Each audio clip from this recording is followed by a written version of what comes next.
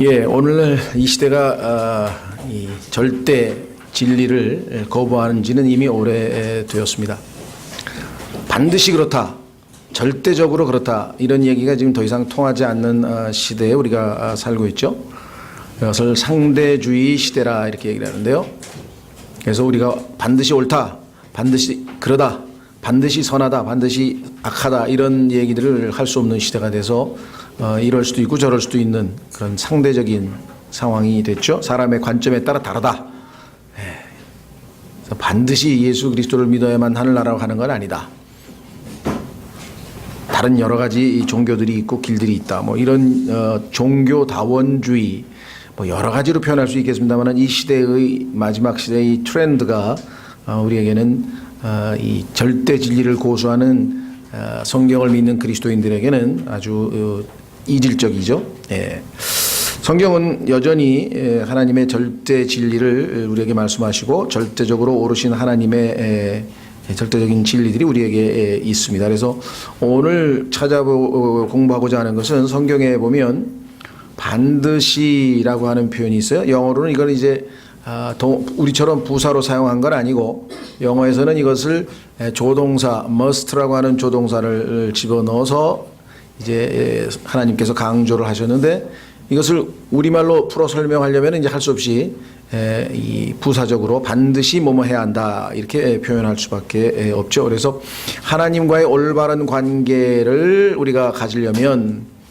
반드시 해야 될 것, 그래서 이 must라고 하는 단어를 하나님께서 쓰신 12가지가 되겠죠. 12가지를 우리가 한번 살펴보려고 합니다. 이 외에도 영적 지도자들이 반드시 해야 될 일 등등, 이 must라고 하는 것을 하나님께서 여러 곳에서 강조하셨지만, 가장 기본적인 것, 하나님과 우리가 그리스도인으로서 올바른 관계를 맺으려면 반드시 해야 되는 것, 해도 되고 안 해도 되는 것 아니고 필수로 꼭 해야 되는 것, 12가지를 우리가 오늘 한번 살펴보려고 합니다. 자, 그래서 첫 번째는 구원에 필요한 것들은 4가지, 그 다음에 그리스도인의 신앙생활에 필요한 것은 5가지, 미래에 여러분과 제가 반드시 주님 앞에 서게 될 때 해야 될 것 3가지, 이렇게 나와 있네요. 자, 첫 번째는 하나님께서 계심을 반드시 믿어야 한다. 히브리서 11장 6절을 한번 확인해 보시겠습니다. 히브리서 11장 6절에 가면, 여러분과 제가 하나님께 나아가기 전에 해야 될 것은, 하나님을 믿어야 하는데, 믿지 않는 하나님 앞에는 나아갈 수가 없죠. 하나님을 믿어야 하는데 무엇을 믿어야 하느냐? 자, 히브리서 11장 6절, 그러나 믿음이 없이는 하나님을 기쁘게 하지 못하나니 그분께 가는 자는 반드시 그분께서 계시는 것과 또 그분께서 부지런히 자신을 찾는 자들에게 보상해 주시는 분이심을 믿어야 하느니라. 여기서 지금 반드시는 믿어야 한다는 동사에 달려 있는 겁니다. 반드시 무엇을 믿어야 한다. 그러니까 반드시 믿어야 된다는 얘기죠. 예. 자, 성경에 따르면 원래 하나님께서 인간을 창조하셨을 때 인간의 마음 속에는 하나님이 계시다는 것을 다 알고 태어납니다. 그러니까 무신론자로 태어나는 사람은 없습니다. 그러나 이 땅에서 태어나서 어렸을 때부터 이제 점점 외부로부터 다양한 정보를 접하게 되고, 특히 우리나라 요즘의 20세기의 학교 교육이라고 하는 것은 이 진화론에 입각해서 하나님에 대한 신앙을 가르치는 것이 아니다 보니까 점점 이제 마음이 어두워지고 생각이 둔해지고, 그래서 결국은 잘못된 가르침, 잘못된 정보로 인해서 우리가 생각이 바뀐 것뿐이지, 원래 태어날 때부터는 다 하나님이 계시다는 것을 알고 태어난다라고 성경에 말씀을 했습니다. 자, 그래서 시편 14편, 53편 두 군데에서, 자, 한번 확인해 보겠습니다. 똑같은데요. 한 군데만 찾아보면 되겠죠? 시편 14편.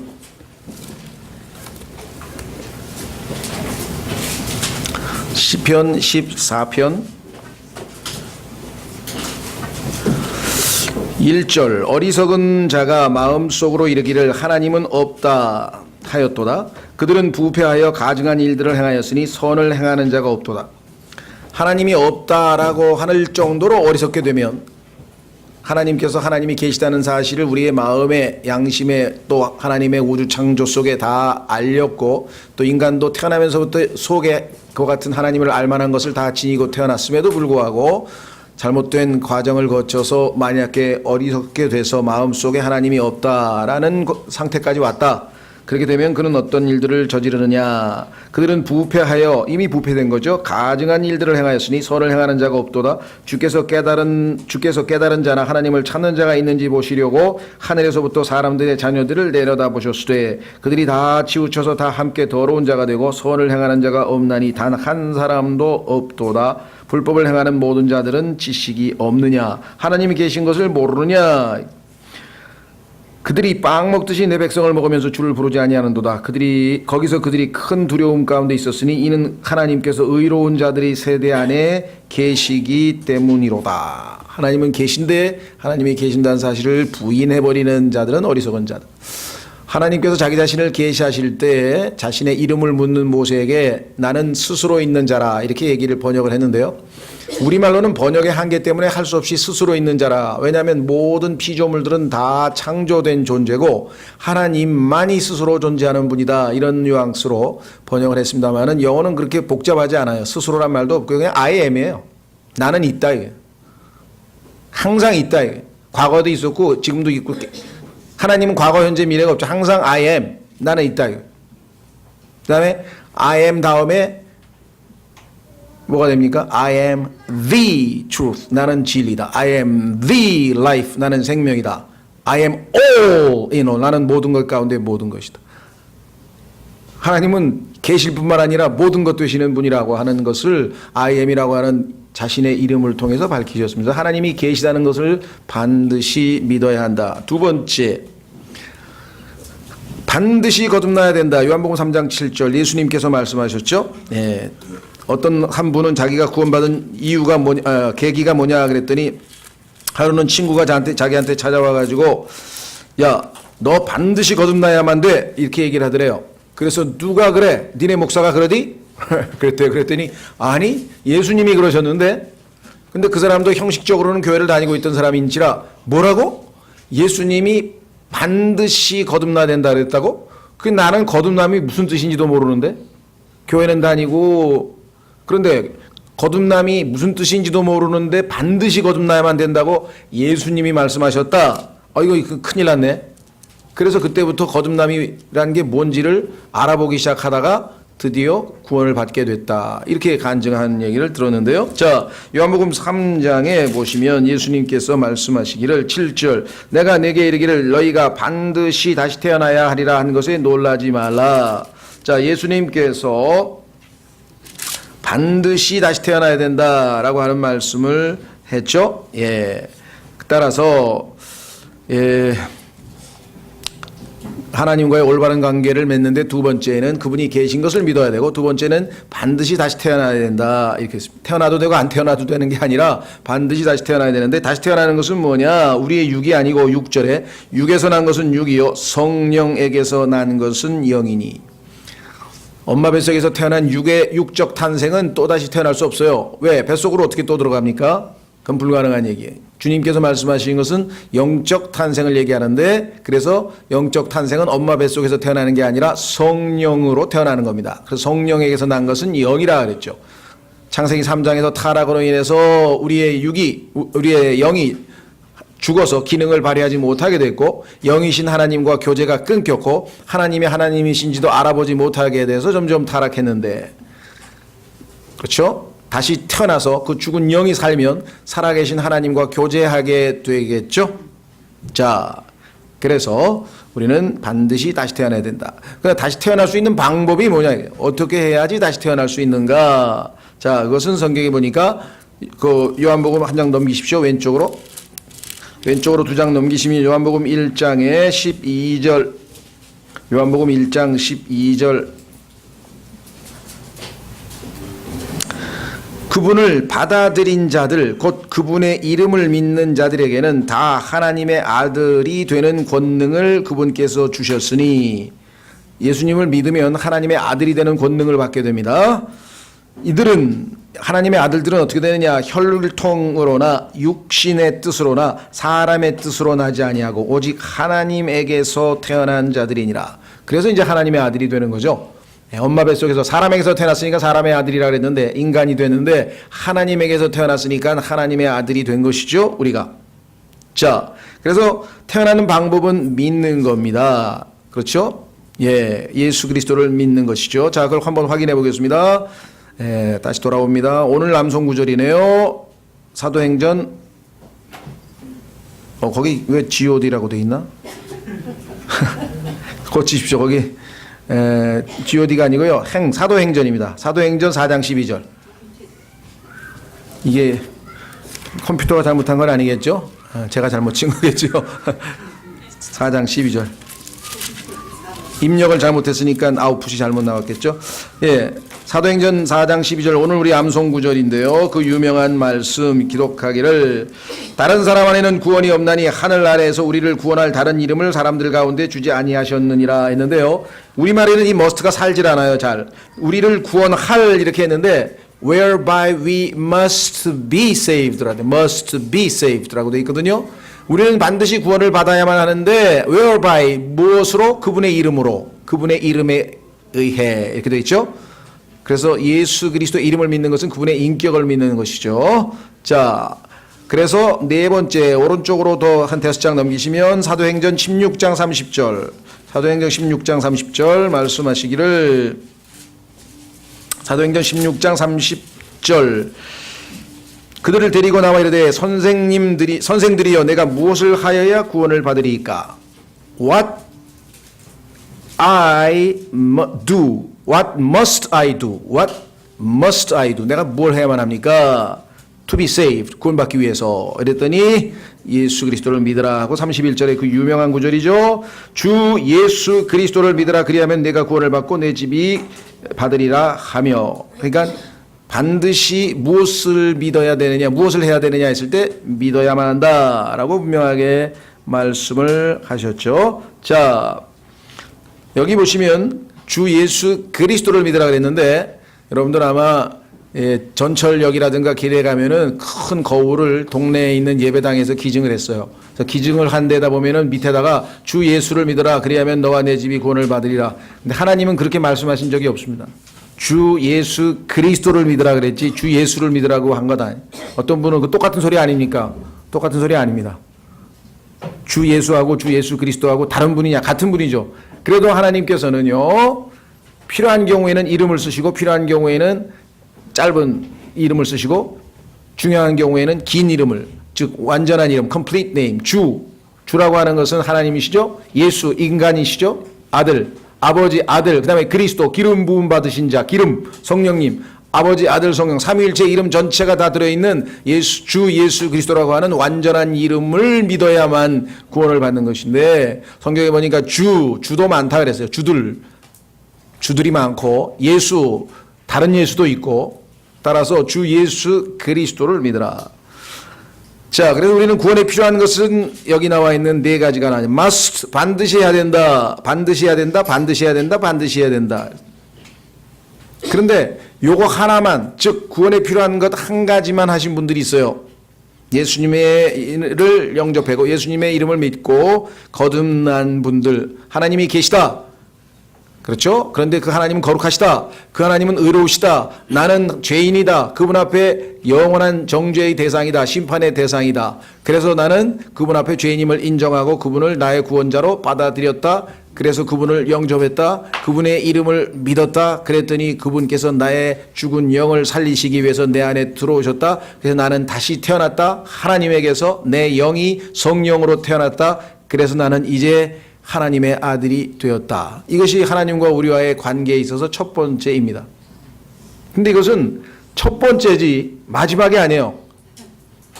그런데 이것이 끝난 줄 알아요. 이제 구원 받았다 이거야. 됐다 이거야 나는. 여기서 끝난 걸로 아는 사람들이 얼마나 많은 거야. 엄마 뱃속에서 태어났으면 그때부터 자라기 시작하는 거예요. 첫 단추죠. 자, 그래서 생활에 필요한 것, 신앙생활에서 반드시 해야 되는 게 5가지네요 또. 주님을 이제 갓난아기가 태어나서 해야 될 게 뭐가 있나요? 처음에 해야 될 게 반드시 해야 되는 거 먹어야 되겠죠? 젖을 먹어야 되니까. 예. 그 다음에 적어도 1살쯤 되면은 걸어야 될 거 아니에요. 그 다음에 말을 해야 될 거 아니에요. 말. 뭐 등등등등 해야 될 것들이 많이 있겠죠. 하나님께서 우리에게 반드시 해야 될 것은 무엇인가? 요한복음 4장 24절. 제일 먼저 구원받은 사람이 하는 것은 뭐냐? 그것은 경배입니다. 아, 영이신 하나님 앞에 나의 영이 하나님을 찾아가서 하나님을 앞에 엎드려 그분을 드높이는 것, 그분 앞에 나아가는 것, 하나님께 나아가 엎드리는 것, 이걸 경배라고 하는데요. 요한복음 4장 24절에 하나님께서는요, 경배를 받기 위해서 이 땅에 인간을 창조했는데 하나님 죄를 지은 인간은 영이 죽어버려가지고 영이신 하나님 앞에 나와서 경배를 할 수가 없어요. 왜? 경배라고 하는 것은 영과 진리로 해야 되는데 영이 죽어있는 사람이 어떻게 경배를 하냐 이 말이에요. 그러니까 지금 예배당에 오늘도 지금 뭐 우리나라에 850만 크리스찬이면요 50만 명 놀러 갔다고 치고 800만 명이 예배당에 앉아 있다고 쳐보세요. 그 800만 명 중에서 제 생각에는 80만 명 정도가 아마 지금 1번 구원에 필요한 것 그나마 통과해서 지금 영으로 이제 하나님 앞에 나아갔었을지 모르겠는데, 그 다음에 또 성경은 다 틀린 성경을, 잘못된 성경을 들고 있으니까 진리로 과연 하나님 앞에 나아갔느냐? 그것도 의문입니다. 그러니까 하나님께서 왜 영과 진리로 경배하는 사람을 찾고 계신다 그랬어요? 거의 없어요. 너무나 없기 때문에 찾고 계시지. 많은데 왜 찾으세요? 많은데. 그렇죠? 의외로 교회를 다니고 찬송 부르고 할렐루야 한다고 해서 하나님께 경배하는 게 아닙니다. 죽은 영이 거듭나서 살아나 있어야만 영이신 하나님을 경배할 수 있는 거잖아요. 두 번째, 성경의 말씀에 따라 진리로 경배하라 그랬지 자기 생각대로 자기 멋대로 자기 스타일로 하라 그러지 않았죠. 자, 요한복음 4장 24절, 하나님은 영이시니 그분께 경배하는 자들이 반드시 영과 진리로 그분께 경배할지니라. 자, 찾으셨습니까? 23절, 그러나 참되게 경배하는 자들이 영과 진리로 아버지께 경배할 때가 오나니 곧 지금이라. 왜 곧 지금입니까? 예수님이 오셨으니까 이제 거듭나게 될 수 있잖아요. 예수님을 영접만 하면 거듭나죠. 죽은 영이 살아나죠. 영과 진리로 경배할 수 있는 계기가 왔죠. 예수님을 영접하기 전에는 죽은 영이 살질 않습니다. 거듭날 수가 없습니다. 그러면 영과 진리로 경배하는 게 아니지. 구약 사람들은 율법에 따라 경배하는 거지. 그러나 신약 시대에 예수님이 오시면 영과 진리로 경배할 수 있죠. 자, 곧 지금이라. 이는 아버지께서 자기에게 그렇게 경배하는 자들을 찾으시기 때문이라. 하나님께서는 경배받으셔야 마땅하신 분이기 때문에 경배받을 자들을 찾고 계신데 경배를 하나님께 하러 나오지를 않아요. 왜? 영이 죽어있기 때문에. 그 다음에는 나온다고 해가지고 수없이 나와서 엎드려서 찬송도 하는데 영이 죽어있어요. 하나님께 경배받을 수 없는 자들이에요. 경배받기에 합당한 첫 번째 자격, 거듭났습니다. 그런데 나왔는데 진리로 경배하지 않아요. 그러면 역시 그것도 하나님 앞에 경배되지 않습니다. 그러니까 지금 현재 오늘 대한민국, 뭐 전 세계를 치면 더 많겠지만 대한민국 850만 명의 크리스찬이 800만 명이 지금 예배당에 앉아있다고 치고 11시에 하나님께서 경배받는 사람이 몇 명이나 될 것 같으냐. 영과 진리로 경배하는 사람이 몇 명이나 될 것 같으냐 한번 생각해 보세요. 두 번째, 다시 돌아옵니다.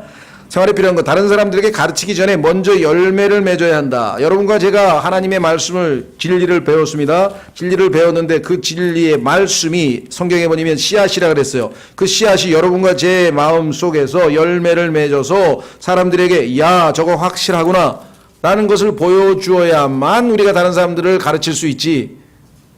그렇죠? 대부분의, 뭐 저를 포함해서 제가 제일 대표적이겠습니다만은 열심히 가르쳐가지고 듣기는 듣지만 다들 뭐라 그러십니까? 저는 못하면서 너나 잘하세요. 왜 안 먹혀 들어가요? 본인이 실제적인 삶에서 열매를 맺지 못하는 가운데 다른 사람을 가르치려고 하니까 문제가 생기는 것이죠. 자, 그래서 예수님께서는 그 사람들이 하는 짓은 본받지 말고 말만 들으라 그래요. 말만 믿으라고. 여러분들도 꼭 그러시기 바랍니다. 자, 2번. 다른 사람들에게 가르치기 전에 먼저 열매를 맺어야 된다. 자, 디모데후서 2장 6절에 보시면 수고하는 농부가 열매에 맨 먼저 참여하는 자가 되어야 마땅하니라. 여기는 반드시라고 하는 대신에 마땅하니라고 조금 의역을 했네요. must be partaker. 얼핏 들으면은요, 이게 잘못 오해하면 수고하는 농부가 농사 열심히 지었으니까 내가 먼저 열매를 따먹어야 되겠다 라는 식으로 생각하는데 여기서 그런 뜻이 아니에요. 여기서는 섬김에 관한 것이고요. 2장 문맥은 자, 내가 다른 사람을 일합니다.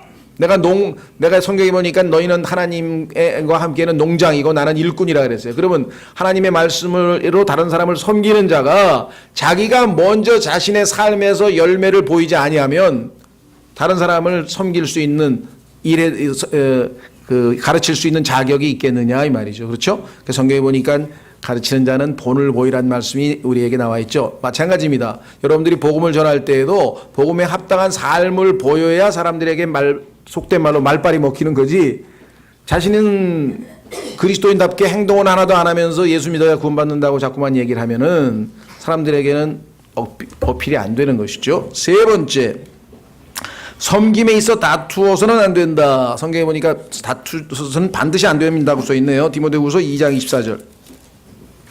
디모데후서 2장 24절. 주님을 섬기는 것은 경쟁하는 것이 아닙니다. 한 주님을 섬겨서 그분에게 내가 좀 더 이뻐 보이고 내가 더 칭찬받고, 그게 목적이 아니죠. 디모데후서 2장 24절. 주의 종은 결코 다투지 말아야 하며 모든 사람들에게 부드러우며 가르치기를 잘하며 인내하며 스스로 반대하는 자들을 온유함으로 일깨워 주어야 하리라. 혹시 하나님께서 그들에게 회개를 허락하사 진리를 인정하게 하시리니. 온유함으로 다투지 않고 잘 말씀으로 권면해야 되는데, 그렇게 안 하면 상대방이 회개를 해서 진리를 인정하는 게 아니라 반발하거나 더 대항하거나 아니면 실족하거나 아니면 그죠? 반역 대들거나 이런 열매가 나올 수도 있다는 것이죠. 자, 그래서 우리는 섬기는 에 있어서는 반드시 다투어서는 안 된다. 여기 분명히 나와 있네요. 그래서 온유하게 잘 바로잡아줘야 된다라고 성경에 써 있네요.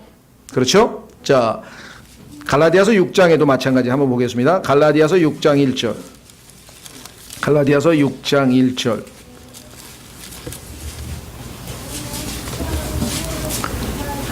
부모님들도 마찬가지예요. 부모님들도 자식이 잘못했다 그러면은 이게 온유함으로 잘 바로잡아줘야 되는데, 너무 어떨 때는 이 자식들에 대한 그 감정을 상하게 해서 성경에 보니까 화가 나게 만들어 버리면 그 징계가 전혀 먹혀 들어가지를 않습니다. 효과가 없죠. 그래서 매를, 우리가 사랑의 매라고 하는 것은 정말 사랑이 있을 때 매를 꼭 들어야 돼요. 사랑이 없는데 매를 들면 그건 상처로 남는 거죠. 그죠? 예. 자, 갈라디아서 6장 1절. 형제들아, 어떤 사람이 잘못에 빠지거든 영적인 너희는 온유의 영으로 그러한 자를 회복시키고 너의 자신을 살펴보아 너도 시험에 들지 않게 하라. 그래서 온유의 영, 아까도 나와 있죠. 부드럽게 온유함으로 다시 돌아옵니다. 우리 그리스도인의 생활에 필요한 건 네 번째, 반드시 해야 될 필수 과목. 반드시 해야 되는 것, 세속 권위에 복종해야 된다. 그렇죠? 세속 권위에 복종해야 된다. 우리는 경찰, 그다음에 세무공무원, 동사무소 직원, 하여간 하나님께서 국가의 소속되어서 종으로서 우리를 섬기는 자들입니다. 하나님께서 그 공무원들을 공적인, 그러죠? public servant라 해서 공복으로 삼으셔서 우리를 지금 돕고 있고 사회 질서를 바로잡고 있고, 그나마 그 사람들의 수고로 이 땅에 이렇게 질서가 있는 거죠. 그렇죠? 그래서 그런 사람들을 성경에 보니까 존경해야 된다까지 말씀했는데요. 복종은 반드시 해야 된다라고 로마서 13장 5절에 나와 있네요. 한번 확인해 보겠습니다. 로마서 13장 5절. 오늘날 권위가 땅에 떨어진 시대에 살고 있습니다. 옛날에는 경찰이 오면은요, 겁이 나서 도망갔는데 요즘엔 경찰이 오면 가서 시비를 붙어요. 아주 봉이야 봉. 예? 경찰이나 이런 이 공무원들을 아주 너무나 가볍게 여기고 그들을 아주 정말 무시하고 하는데, 그것은 성경에 따르면 하나님에 대한 도발입니다. 그렇죠? 예. 그 경찰에 무슨 힘이 있겠어요? 그 경찰 뒤에는 국가가 있고 국가 뒤에는 성경에 보니까 하나님이 계시잖아요. 그렇기 때문에 우리가 그 권위에 복종하는 거죠. 자, 로마서 13장 1절. 모든 혼은 더 높은 권력들에 복종할지니 하나님으로부터 나지 않은 권력이 없으며 이미 있는 권력들도 하나님께서 임명하셨느니라. 그러므로 누구든지 권력에 거역하는 자는 하나님의 규례를 거역하나니 거역하는 자들은 스스로 정죄를 받으리라.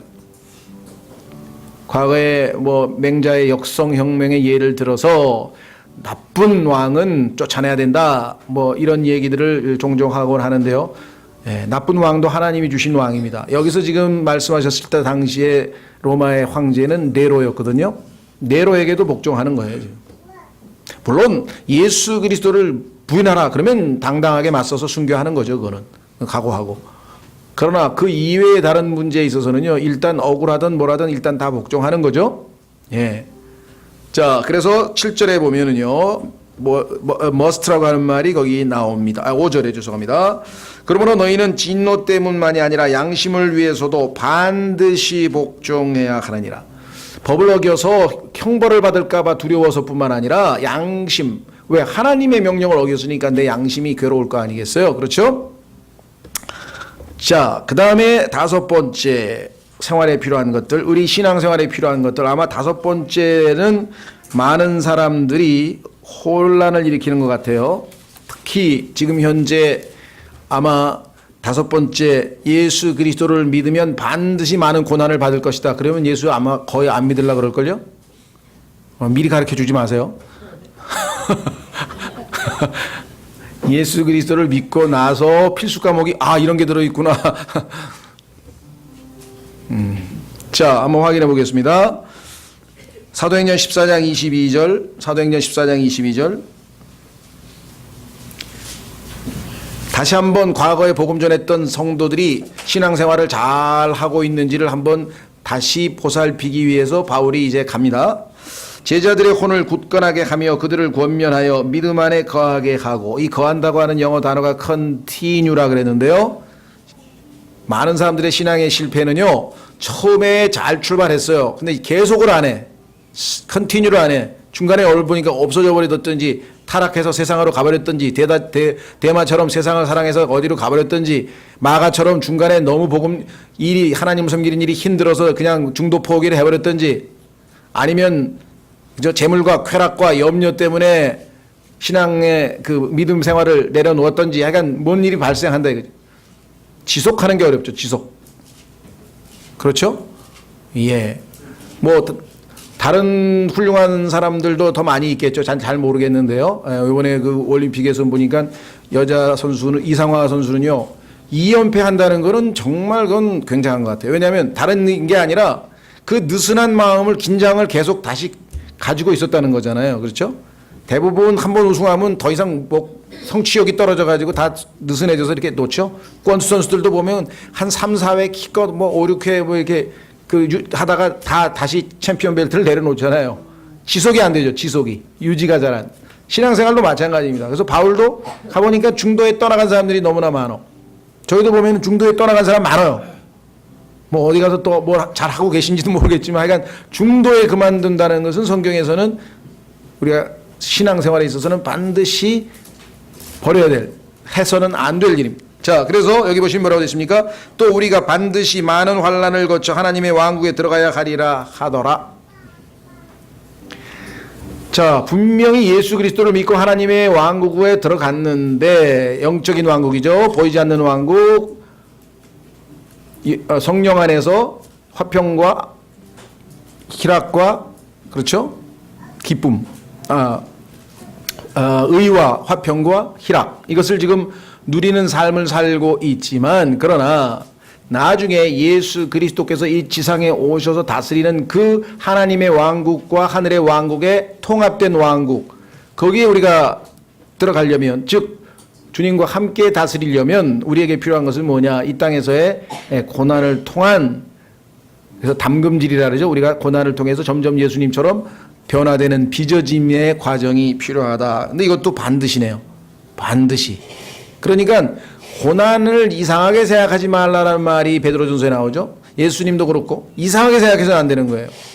반드시 당연히 당해야 될 일인데, 다만 이것을 어떤 방법으로 대처하느냐에 따라서, 어떤 방법으로 했죠. 글쎄요, 나는 뭐 일본 천황을 뭐 존경하지는 않지만, 일본 천황이 전후에 남긴 유명한 명언이 지금도 남아 있습니다. 그것은 뭐냐면, 한 민족의 퀄리티, 그 수준은 그 민족이 고난을, 즉 승리했을 때가 아니라 패배당했을 때에 어떠한 반응을 보이느냐에 달려 있다라는 아주 이렇게 문장 하나 남겨놨다 그래요. 그래서 이제 전후에 일본 사람들이 지금 패배했지만 어떤 자세로 다시 일어나야 되는가 뭐 이런 것을 독려하기 위해서 했겠죠. 예. 자, 그래서 우리는 5가지 살펴봤고요. 마지막으로 미래에 필요한 것들. 여러분과 제가 미래에 반드시 해야 될 게 있는데 이것은 뭐냐? 나쁘게 얘기하면 죽는다는 거고요. 좋게 얘기하면은 이 우리를 괴롭혔던 평생 달고 다녔던 이 속박의 육신을 벗어버립니다. 자, 베드로후서 1장 14절. 여러분과 저를 끝까지 물고 늘어져서 하나님과 우리 사이에 중간에 끼어서 계속 방해를 놨던 회방꾼, 그게 성경에서는 육신인데요. 이 육신을 드디어 이제 완전히 벗어버립니다. 얼마나, 그러니까 그때 가면은요, 내가 하기를 원하는 대로 마음대로 해도 항상 하나님을 기쁘시게 할 수 있을 거예요. 지금은 내가 하고 싶은 대로 했다가는 큰일 나죠. 오히려 내 자신을 부인해야 돼. 지금 이 땅에서는. 육신을 입고 있는 이 땅에서는 내 자신을 부인하는 삶을 살아야 되지만 육신을 벗고 나면 더 이상 내 안에 죄가 있지 않습니다. 베드로후서 1장 14절, 이는 우리 주 예수 그리스도께서 내게 보여주신 것 같이 내가 머지않아 반드시, 또 나와 있네요, 반드시 나의 이 장막을 벗어야 할 줄 알기 때문이라. 그렇죠?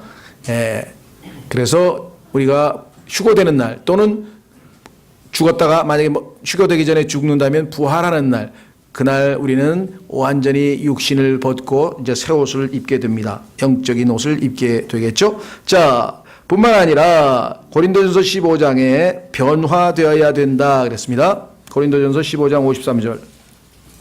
고린도전서 15장 53절.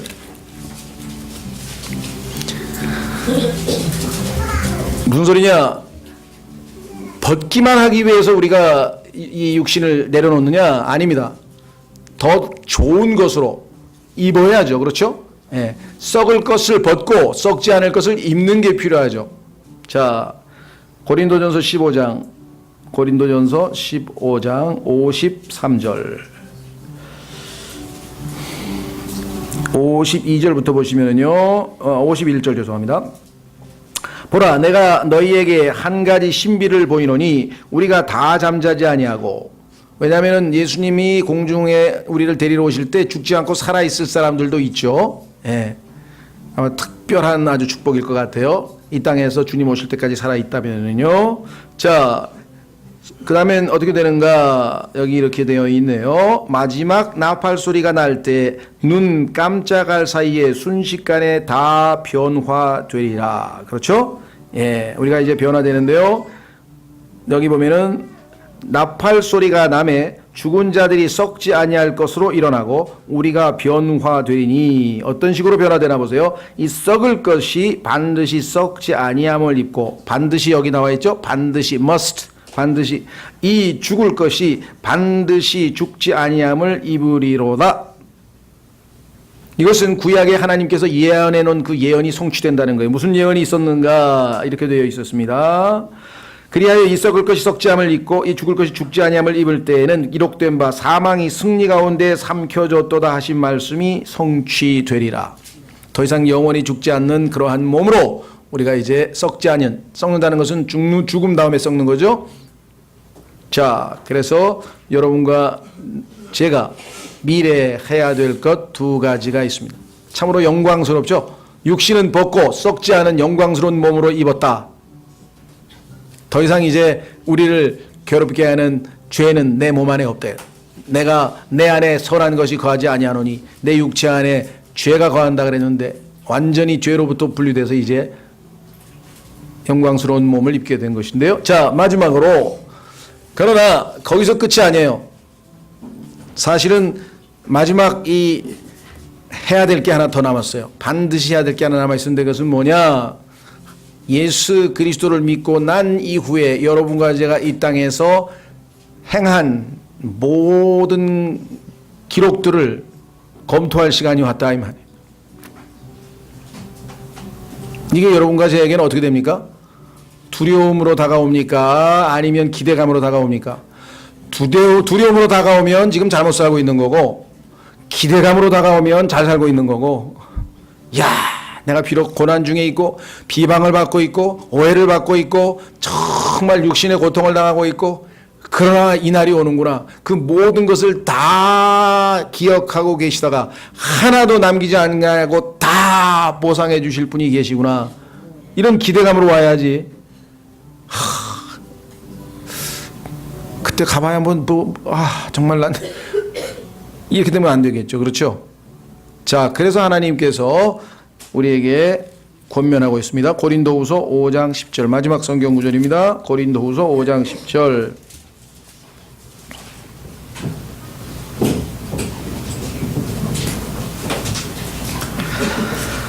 구절. 그러므로 우리는 함께 있든지, 주님과 지금 먼저 죽으신 분들은 주님과 함께 있죠? 함께 있든지 죽든지 살든지란 뜻이에요. 떨어져 있든지, 지금 떨어져 있습니다. 주님 셋째 하늘에 계시고 우리 여기 있습니다. 그분께서 받아주시는 자가 되려고 수고하노라. 10절. 우리가 반드시, 여기 또 필수 과목 12번째 필수 과목, 반드시 다 그리스도의 심판석 앞에 나타나리니, 피할 수가 없어요. 이로써 각 사람이 좋은 것이든 나쁜 것이든 자기가 행한 것에 따라 자기 몸 안에 이루어진 것들을 받으리라. 그러니까 이 땅에서 반드시 심은 대로 거두게 되어 있습니다. 그러니 자, 얼마나 두려운 일이냐. 그래서 우리에게 건전한 두려움이 있어야 돼요. 11절 보세요. 그런즉 우리가 주의 두려움을 알므로. 이때 가면 여러분과 제가 예수 그리스도를 믿고 구원받은 지 20년이 됐든 30년이 됐든 40년이 됐든 자기가 산 만큼에 대해서 평가를 받을 텐데, 두렵다 이게 하나님께서. 왜? 여기서는 엄격한 평가로 주님께서 우리를 통해서 일하신 good works, 선한 일만 남고 금과 은과 보석만 남고 육신의 죽은 행실은 다 타버리고 남질 않는다. 어마어마하게 화려하게 그럴싸하게 상당히 이 세상에서는 인정받는 신앙생활을 했는지 모르지만 주님 보시기에는 불량품이 많으실 거라 이거죠. 그래서 항상 내가 하는 행동 하나하나가 주님 앞에 인정받는 일인지를 늘 염두에 두고 행동하라 그랬습니다. 그게 뭐가 됐든지 간에. 그렇죠? 그 다음에 하나님 앞에 내어놓을 게 너무 한 게 하나도 없어. 예수님 믿고 나서. 그것도 또 상당한, 또 40년 동안 살았는데 뭐 하다 왔냐. 놀다 왔다 그럴 수도 없고. 그죠? 여러분들이 주님을 위해서 뭘 하냐, 이게 뭔가를 해야 될 거 아니냐 이거죠. 그래서 사람들을 설득하거니와 우리가 하나님께 밝히 드러났고 또 너희 양심에도 밝히 드러난 줄로 나는 확신하노라. 그렇죠? 주의 두려우심을 알므로. 그래서 우리가 이 땅에서 주님을 두려워한다는 것은 나를 지옥에 보내실까봐, 나를 버리실까봐, 다시 나를 이게 아니라 주님 앞에 섰을 때에 내가 주님께 의뢰해서 믿음으로 행한 모든 것, 주님을 사랑하기 때문에 행한 모든 것, 나를 통해서 주님이 행하신 모든 것은 다 아무리 작은 일이라도, 그야말로 냉수 한 그릇 떠준 거라도, 요만한 거 하나라도 다 기억하셨다가 보상하지만 주님과 상관없이 되어진 모든 육신의 죽은 행신들은 다 아무리 화려한 거라도, 아무리 그럴싸한 거라도 다 불타버리고 없게 되는데, 이것은 하나님의 엄격하심 하에 예외 없이 그대로 이루어지니까 얼마나 하나님이 두려우신 분이냐. 그래서 히브리서에서는 여러분과 제가 두려움으로, 경건한 두려움으로, 하나님께 속한 두려움을 가지고 반드시 일만하게 하나님을 섬기라. 자, 마지막 한 구절 다 같이 읽고 마치겠습니다. 히브리서 12장 28절. 히브리서 12장 28절. 우리가 두려워하라는 얘기는 그것을 두려워하라는 얘기입니다.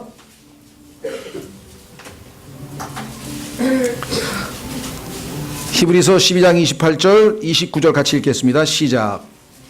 그러므로 우리가 움직일 수 없는 왕국을 받을진대 은혜를 소유하자. 이 은혜를 힘입어 우리가 공경하는 마음과 하나님께 속한 두려움을 가지고 받으실 만하게 하나님을 섬길지니 우리 하나님은 소멸시키는 불이시니라. 그때 가면 불에 견딜 만한 것들은 good works, 우리를 통해서 주님이 이루신 선한 행실 뿐이라, 이렇게 말씀하셨죠. 그래서 오늘 반드시 해야 될 것 12가지 책상 앞에 붙여놓고 반드시 해야 될 거, 이 필수 과목이니까 쉬었다가 예배드리겠습니다.